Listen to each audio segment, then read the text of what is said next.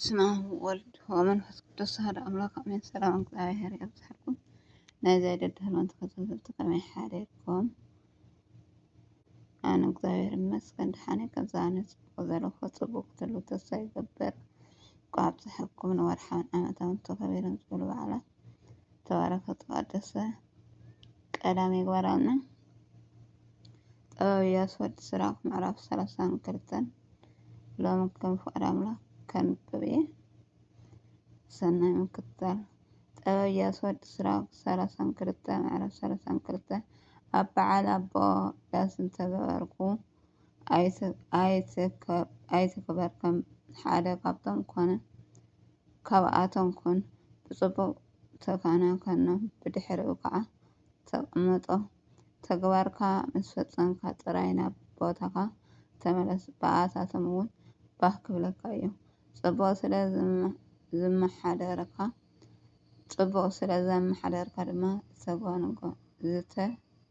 ዝተጓናጎነ ናይ ክብሪ ዕምበባ ክትቅበለካ ንስካ ኣታ ካብ ኩሎም እትዓቢ ክትዛረብ ይግበአካ እዩ እሞ ተዛረብ ግን ቅኑዕ ዝኮነ ፍልጠት ተዛረብ። መውፅእ እንተሎ ከዓ ኣይተቋርፆን። መስተኣናገዲ ይቅፅል እንተደኣ ሱቅ ኢልካ ኣይትለፍልፍ። ፍልጠትካ ንክትርኢ ኢልካ ኣብ ዘይእዋኑ ኣይትዛረብ። ነቢይቶ እናሰተካ ሙዚቃ ምስማዕ ከምቲ ኣብ ወርቂ ዝተሰክዐ ክቡር ዕንቁ እዩ። እወ ጥዑም ነቢይቶ እናሰተካ ዘመስጥ ሙዚቃ ምስማዕ ከምቲ ኣብ ወርቂ ዝተሰክዐ ክቡር እምኒ እዩ። ኣታ መንእሰይ ግድን ኣድላይ እንድሕደኣ ኮይኑ ተዛረብ ግን ካብ ክልተ ሳዕ ኣይትዛረብ ኣይተብዝሕ። እዚ ከዓ ንክትዛረብ እንተሓቲትካ ጥራይ ይኩን። ኣሕፂርካ ተዛረብ ብውሑድ ቃላት ሓሳብካ ግለፅ። ከምቲ ፈላጥ ዘረብኡ ዘዓግት ኩን። ምስ ዓበይቲ እንተለካ ማዕርኦም ክትከውን ኣይትፈትን። ካሊእ ክዛረብ ከሎ ከዓ ጠብለቃ እናበልካ ኣይትኩለፎም።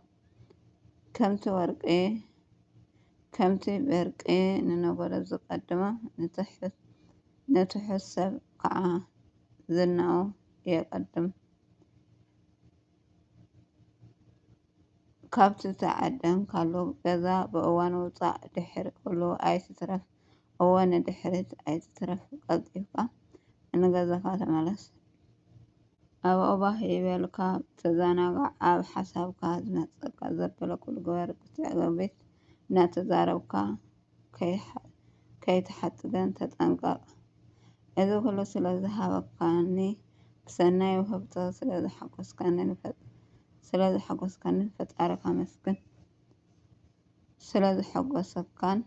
ፈጣሪካ መስግን። እቲ እግዚኣብሄር ዝፈርሁ ተግሳፅ ይቅበሉ። እቶም ንክደልይዎ ኣንጊሆም ዝትንሱ ከዓ ኣብ ቅድሚኡ ሞገስ ክረክቡ እዮም። እቲ ንሕጊ እግዚኣብሄር ዘፅንዑ ባኡ ክመልእ እዩ። እቲ ግብዝ ግን ባኡ ክዕንቀፍ እዩ። እቶም ንእግዚኣብሄር ዝፈርሑ ቅኑዕ ኣየናይ ከምዝኮነ ይፈልጡ። እቲ ሰናይ ግብሮም ድማ ከም መብራህቲ የንፀባርቅ። ሓፂ ሰብ ተግሳፅ ይፀልእ። ምሰቡ ዘሰማምዕ ውሳነ ድማ ይደሊ። ማይ ዝሰቲ ሰብ ንዝሃብካዮ ሓሳብ ሸለላ ይብሎን። ምኩሑን ዕቡይን ሰብ ግን ኣብ ቅድሚኡ ገለ ነገር እኳ ደው ክብል ኣይደልን። ብጥንቃቄ ከይሓሰብካ ገለ ነገር ኣይትግበር። ምስ ገበርካዮ ከዓ ኣይትጣዓስ። ጥውይውይ መንገዲ ኣብ ዝመስሎ ነገር ኣይትእቶ። ብእምኒ ከም ዝዕንቀፍ ከዓ ተደጋጋሚ ጌጋ ኣይትግበር። ኣብ መንገድካ ኩሉ ግዜ ተጠንቀቅ። ብትገብሮ ኩሉ ተጠንቀቅ። ከመይ እግዚኣብሄር ምሕላው ማለት ንሱ እዩ። እቲ ብሕጊ ዝኣምን ትእዛዛቱ እግዚኣብሄር ይፍፅም። እቲ ብእግዚኣብሔር ዝኣምን ከዓ ጥፍኣት ኣይበጽሖን እዩ። ኣሜን። ቃል ሕይወት ይስምዐና። እሱ ዘይደክም ዘይድቅስን ኣምላክ ኩሉ ሰዓት ምሳና ምዃኑ ዝዝክር ሓይለኛ መልእክቲ እዩ። ሓይለኛ መልእክቲ እዩ። እዚ ሓቂ እዚ ብፍላይ ኣብ መዝሙር ዳዊት ምዕራፍ 121 ብንጹር ሰፊሩ ንረኽቦ ቀንዲ ነጥብታት ከም መዝሙር ዳዊት ምዕራፍ 121 ሓላውና ኣይጸልምን እዩ። እቲ መዝሙር እግርካ ክስንከል ኣይሓድግን እዩ። እቲ ዝሕልወካ ኣይጸልምን እዩ። ንሕቱ ንስራ ዝሕልው ኣይጸልምን ኣይድቅስን እዩ። መዝሙር ዳዊት 121 ካብ ፍቕዲ 3-4 ይብል። እዚ ማለት ከምቶም ዝደከሙን ዝድቅሱን ሰብኣውያን ሓለውቲ ዘይኮኑ ኣምላክ ለይትን መዓልትን ብዘይ ዕረፍቲ ይሕልወናን ይከታተለናን እዩ። ንሓንቲ ካልኦት እኳ ይዓርፍን እዩ። ዓይኑ ካባና የርሕቕን ኣየልግስን እዩ። ምንጪ ሓጋዝና እግዚኣብሔር እዩ። እቲ ጸሓፊ ነቲ መዝሙር ዓይነተይ ናብ ኣክራን ኣንጊሄ ሓጋዝየ ሓገዝ ካበይ እዩ ዝመጸኒ? ሓገዝ ካብቲ ሰማይን ምድርን ዝገር እግዚኣብሔር እዩ። መዝሙር ዳዊት ምዕራፍ 121 ፍቕዲ 1-2 ብምባል ይጅምር። እዚ ማለት ድሕነትና ሓጋዝና ካብ ዝኾነ ምድራዊ ሓይሊ ሰብ ዘይኮነ ካብቲ ኩሉ ዝኽእል ፈጣሪ ዝመጽእ ምዃኑ የረጋግጸልና። ምሉእ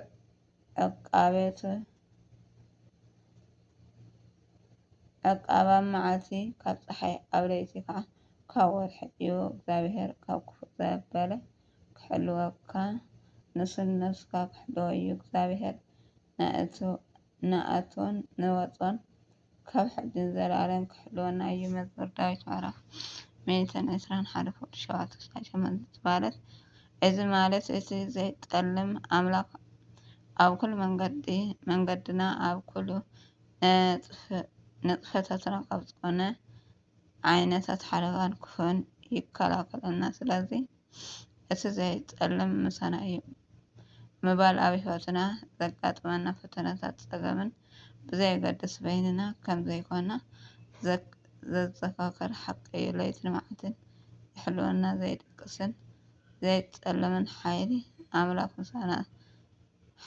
ኣምላክ ምሳና ስለ ዘሎ ብተስፋን ብትብዓትን ክንነብር ንኽእለና። እዚ ድማ ዓብይ ሰላምን ድሕነትን ይፈጥረልና ይብለና ስለ ቃሉ። ናይ ቃል ባለቤት እግዚአብሔር አምላክ ዝከበረን ዝተመስገነን ይሁን። ዝነጽን ዝክብርን በአፍት ኮነ መላእክት አረመነ እግዚአብሔር ወደ ወላዲቱ ተመስገን።